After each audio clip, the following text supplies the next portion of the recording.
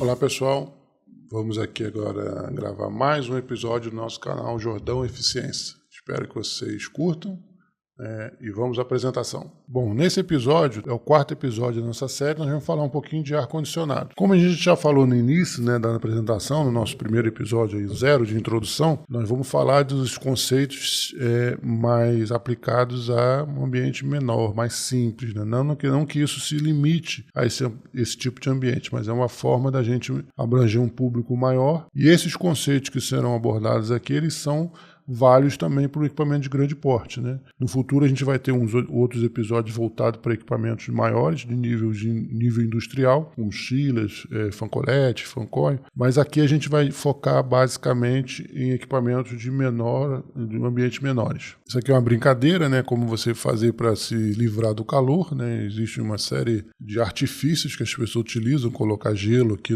atrás do ventilador, né? Pendurar as garrafas de gelo, isso é que o pessoal consegue fazer um circulador aí no congelador. São maneiras arcaicas, gambiarras que as pessoas utilizam para fazer esse trabalho. Você vê que tem a criatividade humana, ela é bastante rica.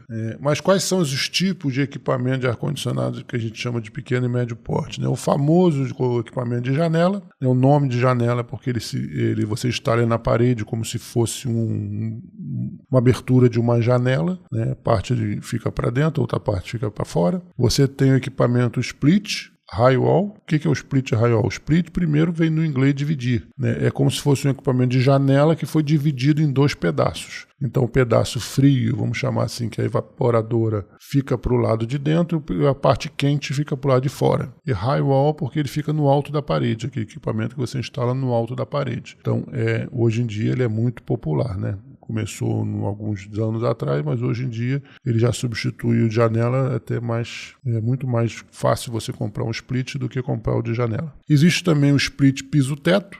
Né? Qual é a diferença do split high-wall para o piso-teto? O do high-wall você coloca na parede e o piso-teto, como o próprio nome já diz, você bota no piso, ele é apoiado no piso, ele pendurado no teto. Geralmente são equipamentos de potências maiores, né? Mas o princípio de funcionamento de todos esses que eu estou mostrando aqui é o mesmo. Tá? E o final, né, o último exemplo é o split cassete, onde você instala ele no forro. Né? Geralmente ele fica no forro, ele fica no forro, ele é muito utilizado em ambientes muito, muito amplos, onde a instalação na parede, né, na borda desse ambiente não gera uma uniformidade da temperatura. Né?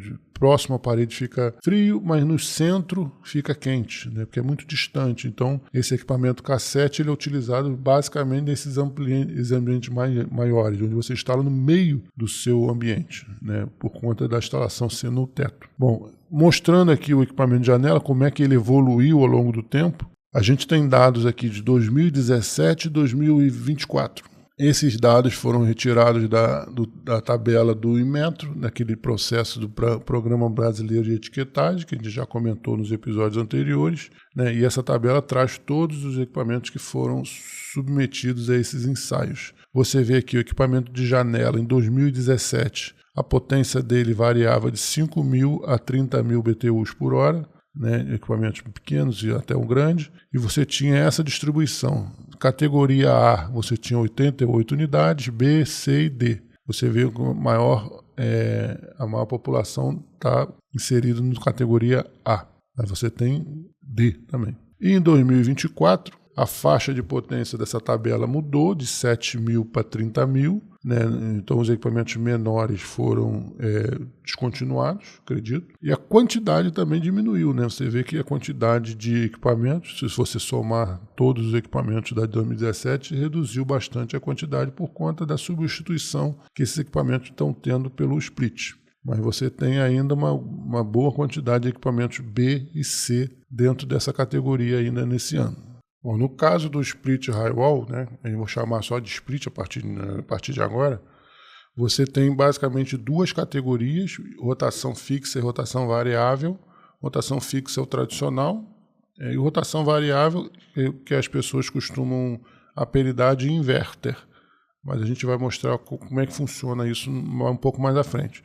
Mas falando aqui da rotação fixa primeiro, né?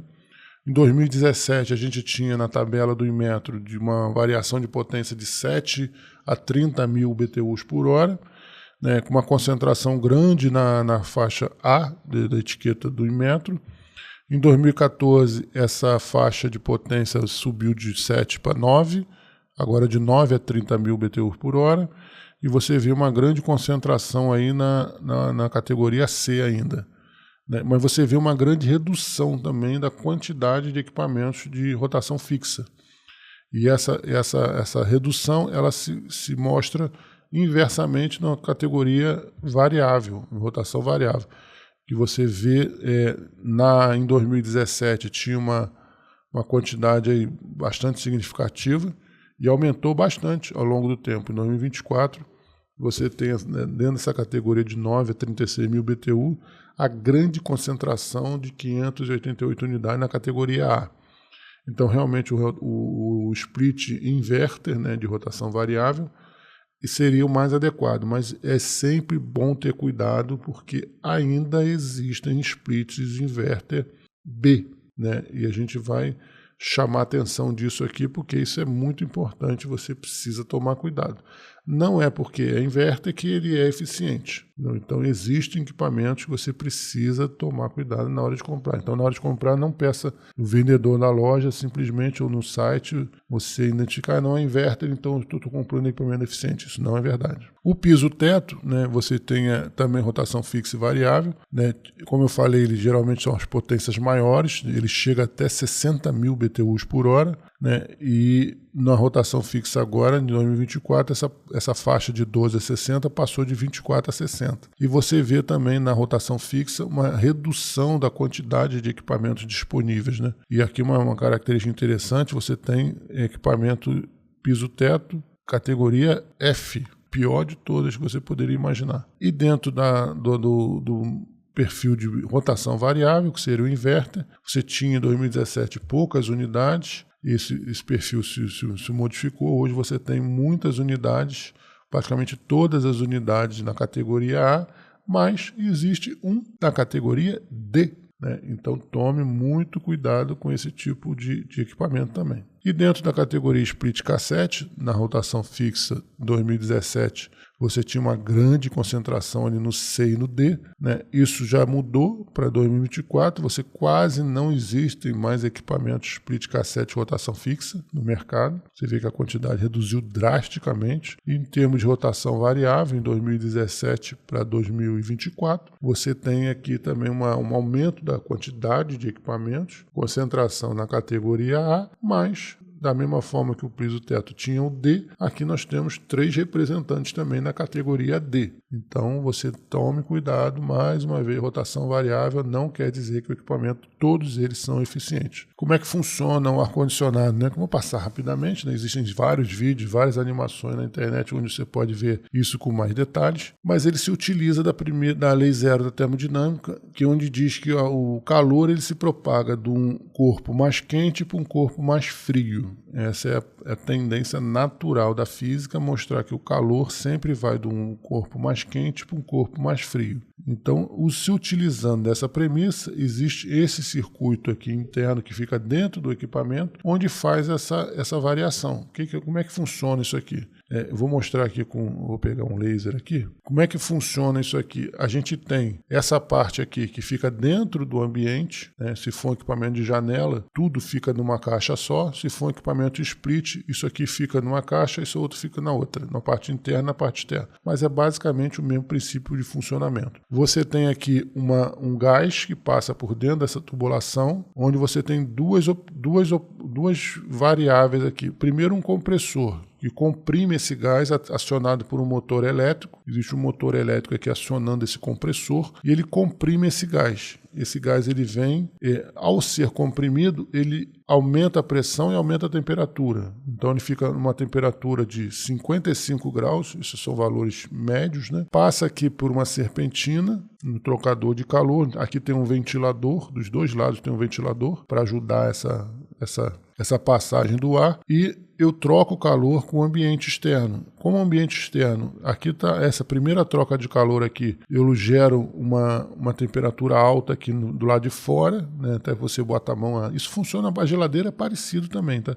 Aquela parte de trás da geladeira de antigamente tinha até uma grade, né? Hoje não fica incorporado dentro do corpo da geladeira, mas aquela parte quente lá de fora. Por que está quente? Porque eu preciso ter diferença de temperatura para o calor se movimentar. Como eu mostrei no slide anterior, o calor ele vai do corpo mais quente para o mais frio. Então, se essa temperatura aqui não tivesse acima de 40 graus, que seria assim no extremo, né, o máximo da temperatura ambiente aqui no nosso país, eu não conseguia fazer com que esse calor se propagasse do ambiente mais quente para o mais frio. Ah, mas 40 graus é frio? Não, é quente. Mas 48 é mais quente ainda. Então, a tendência do calor é do 48 para o 40. Então, eu consigo eliminar esse calor, eu consigo colocar ele para fora desse calor. Então, com isso, esse gás que estava comprimido, quente, ele se resfria e passa por uma válvula de expansão. Nessa válvula de expansão, o que acontece? Ele aumenta, diminui a pressão e diminui a temperatura. Isso é da lei da termodinâmica, né? A gente não vai entrar em detalhes aqui. Mas aqui ele passa por uma temperatura, ele já perde temperatura aqui, eu já elimino muito calor aqui, jogo ele lá para fora do ambiente. E aqui eu consigo reduzir a pressão e a temperatura dele cai e eu consigo trocar calor aqui dentro do ambiente. Então eu tenho aqui uma serpentina que a gente chama de evaporador, do lado de fora a gente chama de condensador. E aqui é a parte interna do ar-condicionado, onde eu tenho uma serpentina aqui com um gás com uma temperatura bem baixa, 15 graus, e com isso eu consigo, na verdade, representativamente aqui, eu consigo injetar frio no ambiente. Porque o ambiente está com a temperatura ali de 20 graus, 25 até 40 graus, e aqui eu tenho uma temperatura de 15. Então, na verdade, eu não estou injetando frio, eu estou retirando o calor, né? Então, o calor vai da fonte mais quente para a fonte mais fria. Então, aqui o ambiente, vamos supor que está 30 graus, e eu estou com a temperatura de 15, então, com a tendência do calor do ambiente, ele vir para ser absorvido por essa serpentina. Então esse calor é absorvido por aqui, passa pelo compressor, onde aumenta a temperatura e aumenta a pressão, e eu pego esse calor que eu acabei de coletar aqui dentro do ambiente e jogo ele para fora. Então assim é o princípio básico de funcionamento do aparelho de ar-condicionado. Eu capturo o calor dentro do ambiente e boto lá para fora. E faço isso de uma maneira contínua e eu consigo reduzir a temperatura dentro do meu ambiente. Esse é um resumo assim, muito rápido, né, muito simplificado do funcionamento do sistema de ar-condicionado. Existem outras variáveis aqui, uma válvula termostática no split, mas isso não é isso que vai tirar o entendimento de vocês. Se vocês quiserem um detalhamento maior, recomendo aí coloca no Google lá como funciona o ar-condicionado, que existem várias animações, filmes explicando isso de uma maneira muito mais detalhada. Então o nosso equipamento de janela aqui, ele funciona assim, né? Como eu comentei, eu tenho o compressor aqui dentro, né? Eu tenho aquela caixa única, eu tenho o evaporador aqui na parte interna do ambiente, onde eu tenho aquela serpentina fria, que eu faço a captura do calor. Por ser a temperatura fria, ele ser frio e passar um ar aqui dentro quente, começa a gerar gotas, né? Por isso que o ar-condicionado tem aquela aguinha, né? Se você pega uma garrafa gelada e coloca em cima de uma mesa, né, você começa a condensar o ar do ambiente em cima da garrafa, molha a mesa e tudo. É o mesmo princípio aqui, né? Esse ar passando por cima de uma serpentina gelada, como se fosse uma garrafa gelada, começa a acumular umidade no torno dessa serpentina e essa vai se concentrando e gera essa água que você tem que jogar para fora. Isso acontece tanto todos eles, no janela, no split, todos eles têm esse processo de condensação que reduz a umidade do ar interno. Então eu tenho aqui a válvula de expansão está aqui atrás, e eu tenho o compressor, né, ele esquenta, joga ar fora, vem aqui, passa pela válvula de expansão, fica frio e esse processo é contínuo. Aí uma brincadeira aqui na instalação do aparelho de ar-condicionado de janela, né, porque ele pode ser instalado numa janela, e uma instalação é muito simples, né, essa instalação, óbvio que é uma gambiarra, mas é uma instalação muito simples que você consegue fazer, né, você compra um aparelho na sua loja e você com um banquinho, um papel alumínio aqui, abre a janela, e ele funciona, não de uma maneira adequada, mas funciona. O equipamento split você não consegue fazer isso. Você é um equipamento que, como o nome já diz do split, é dividido em inglês, ele é dividido em duas partes, a parte interna e a parte externa. né? A condensadora fica do lado de fora, aqui fica o compressor, e a parte barulhenta toda, a parte quente, barulhenta, fica tudo fora. Também é uma vantagem do split, ele é muito mais silencioso, né? E você consegue instalar esse equipamento onde não tem uma parede para o ambiente externo. O de janela você tem que ter uma parede onde você tem acesso ao ambiente externo para jogar o ar quente para fora. O split ele tem essa vantagem, né? Um ambiente muito interno, você consegue, com essa tubulação, você consegue levar a parte quente para onde você quiser. Existe uma limitação de distância, mas basicamente você consegue levar isso para onde você quiser. Só que a instalação não é tão simples, né? Requer um investimento, né? uma adequação do seu ambiente ali, né? Geralmente isso causa um tipo de transtorno e não é qualquer profissional que consegue fazer uma instalação dessa. Existem profissionais que têm que ser habilitados para esse tipo de instalação e as intervenções são muito intensas, né? E você precisa também do ambiente para coletar água, né? Aquela água que se forma aqui, você precisa jogar essa água em algum lugar. Então, além da parte elétrica, tem a parte hidráulica que você precisa providenciar. E aqui um exemplo que eu trouxe, né, como ele usou essa água para molhar uma plantinha ali, botou um vaso de planta nesse ambiente aqui onde não tinha para onde escoar essa água. As pessoas botam aquele galão de 20 litros também para ir enchendo, né? Uma série de artifícios, mas é uma dificuldade no ambiente de split te traz. E também te dá uma poluição também, né? Você vê aqui que a fachada dessa loja fica totalmente comprometida com essa parte externa do ambiente. Falando um pouquinho do inverter, né? O que é o inverter? Na verdade, é uma tecnologia que controla a velocidade do compressor, que vai fazer esse tipo de monitoramento da temperatura. Então, uma maneira mais prática, como é que funciona um de rotação fixa? Ele tem um termostato que ele vai fazendo a ligação do compressor. À medida que a temperatura que você está medindo fica mais quente, né? Vai ficando mais quente, vai ficando desconfortável, aí ele liga o compressor. Aí a temperatura cai, não tão rápido assim, né? Mas cai, aí começa a ficar muito frio. Então tem uma faixa aqui que ele fica variando, muito frio, aí ele liga de novo, muito quente, muito frio, muito quente, ele fica nessa oscilação, né? Como se fosse um sistema binário, é 0, 1. No sistema, e gera esse desconforto também, né? Você fica uma hora quente, uma hora frio, dependendo do ambiente onde você está também, você acaba sentindo essa oscilação. O sistema inverter, ele é como se fosse um acelerador de um carro. Você quer mais velocidade, você acelera mais. Quer menos, você acelera menos. Então ele tem uma faixa de variação muito mais estreita, né? Então a temperatura fica mais estável dentro do ambiente. Então ele te proporciona essa melhoria do conforto. Isso se impacta também um pouco no consumo de energia, né? Porque você não está acelerando demais no momento que você está desesperado, porque a temperatura está muito alta, e ele fica com essa suavidade, fazendo esse controle mais adequado. E essa tendência hoje, como você viu naqueles slides iniciais, a tendência é que a rotação fixa ele acaba saindo do mercado de uma maneira definitiva em curto prazo. Mas é importante destacar que não é o fato de ser equipamento inverter que ele é eficiente. Eu já vou destacar isso aqui várias vezes, você vai ouvir isso várias vezes. Essa tabela é um pouco antiga, mas na época você tinha ainda equipamento inverter tipo B e C. E nós vimos ali que você tem equipamento cassete inverter com D e até F. Então, essa atenção, você precisa estar sempre ligado nisso. Outra coisa também que é importante, que as pessoas, pouca gente sabe, é a questão de trocar um split por outro. Você tem a questão do gás, o R22 hoje já está no R32 e tem o gás, o R410A, que é um gás ecológico. Então, algumas pessoas trocam split, vou trocar esse por aquele, o inverter por um fixo, até inverter por inverter, e vão aproveitar a mesma tubulação, o mesmo gás, né? Um profissional habilitado sabe disso, mas é importante que você saiba também que existem equipamentos que têm gás R32, R410, R22, e o fabricante já mostra aqui que não é possível. Isso aqui é o catálogo de um fabricante mostrando que não é possível a reutilização dessas duas tecnologias de gases diferentes na substituição de um equipamento por um outro. Fica essa esse alerta aqui para vocês também. E aqui eu trago uma comparação, né, de um aparelho. Esses valores estão um pouco defasados, mas o conceito ainda é válido, né? Eu tenho 5 opções aqui de aparelhos: janela sem controle remoto, o primeiro, o segundo, o split comum, o terceiro, um equipamento de janela com controle remoto, o quarta opção, split inverter, e quinta opção, outro split inverter com preços diferenciados. Então o desafio é qual que você acha melhor aqui da sua instalação. Se você olhar só o preço, não, o primeiro é o mais barato, então eu vou comprar. Todos eles são da mesma faixa de potência, tá?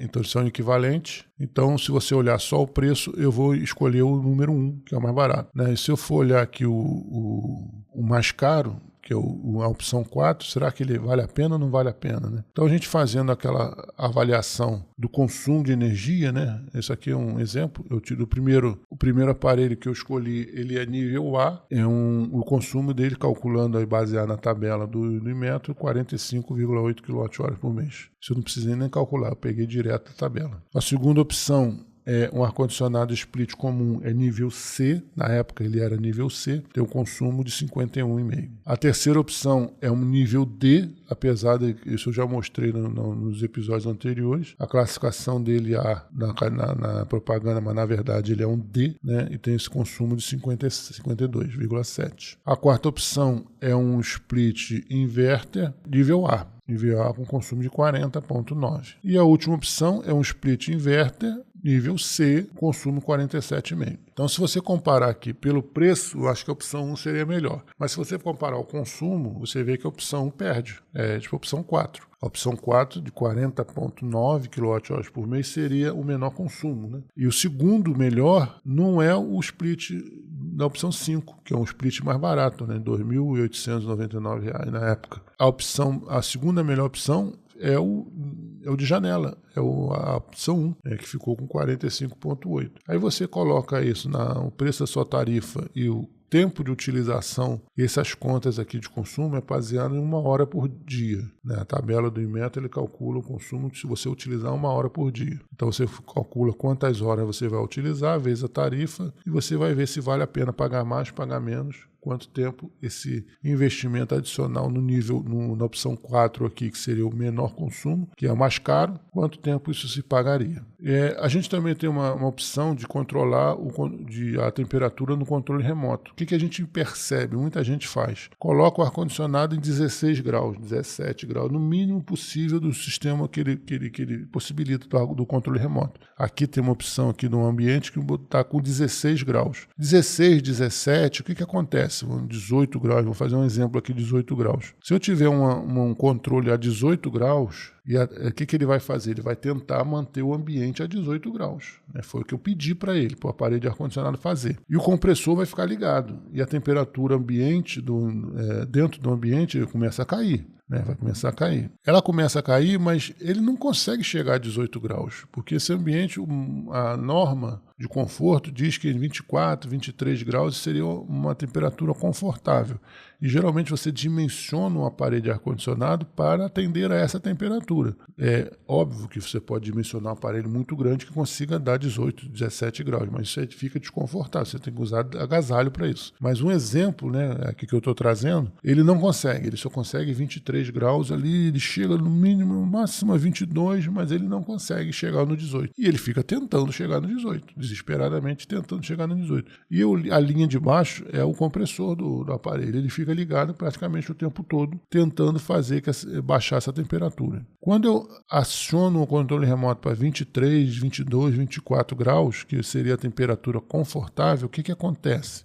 Aqui no caso desse exemplo, 24 graus, a temperatura ambiente começa a cair, chega um momento que ela fica abaixo, o compressor desliga. Isso aqui é rotação fixa. Se fosse rotação variável, ele desacelera, né? Essa curva não seria tão íngreme assim, como aquela que a gente mostrou anteriormente, né? Ficaria uma coisa bem mais suave. Mas nesse exemplo aqui didático, quando ele chega a uma temperatura mais baixa do que você setou no aparelho, no controle remoto, ele desliga o compressor. Aí vai começar a ficar quente, aí ele vai ligar o compressor. Então teremos aqui momentos onde o compressor fica desligado, que são esses momentos aqui. E isso te proporciona uma economia de energia. Então você pode já imediatamente pega o seu controle remoto e vê qual a temperatura que está, faz esse ajuste que você já começa desde então a economizar energia. E aqui também um cuidado na instalação, né? Vou mostrar algumas imagens aqui, muitas engraçadas, mas que é o cuidado que você tem que ter na instalação do seu aparelho de ar-condicionado, que não adianta ele ser um equipamento eficiente se ele for instalado de uma maneira inadequada e for usado de uma maneira inadequada, como a gente acabou de mostrar aqui,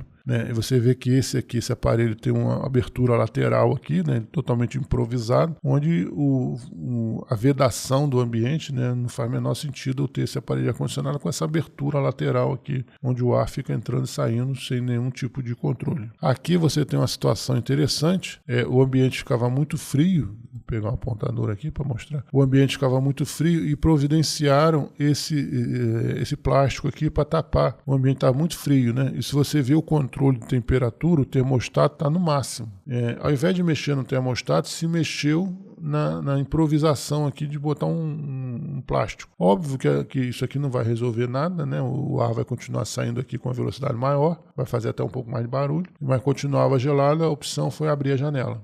Onde você tinha uma opção de reduzir o termostato aqui, você conseguiria fazer esse controle. Não, isso também, isso parece óbvio, mas acontece bastante. Aqui você usa um aparelho de janela como se fosse um split, você quer na verdade refrigerar o ambiente do lado, então foi criada essa improvisação aqui, isso acontece demais. Aqui também tem outro, né? Nem dá para ver que isso aqui é um aparelho de ar-condicionado direito, mas acredite que isso aqui é um aparelho de ar-condicionado, né? Onde foi feita uma tubulação aqui, um duto para tentar levar esse ar gelado lá para o outro lado. Isso não funciona porque esse ventilador aqui ele não vence grande distância, é um ventilador de pressão, né? Ele foi dimensionado não para vencer dutos, ele foi dimensionado para jogar imediatamente acima da sua caixa, aqui vamos falar assim, mas ele não vence o duto, né? Isso é uma improvisação que a gente tem aqui. Eu acho que eu tenho muito mais fotos aqui onde você pode ver que isso é feito aqui. Ele pegou esse aparelho aqui e foi dutando esse aparelho e foi jogando esse ar para os ambientes. E esse duto ele percorre a sala toda. Parece uma coisa bem feita, mas essa improvisação não funciona porque esse ar não chega aqui. Aqui é uma improvisação maior ainda, né? Ele colocou um duto aqui de plástico. Aqui ele fez uma sanfona, como ele viu que no ar não chegava do outro lado, aqui no final, na parede, ele botou uma ventoinhazinha para puxar esse ar, né? Para dar uma ajuda para esse ar chegar do outro lado. Aqui ele botou um split, aqui um split do split. Ele dividiu o split para dois ambientes. Aqui o split e o aparelho, o condensador e o evaporador, sem nenhum tipo de isolamento, não faz o menor sentido. Aqui os dois dentro do mesmo ambiente, né? Isso aqui não é comum, né? Mas aconteceu aqui, esse registro fica aí para vocês. Aqui o equipamento totalmente fora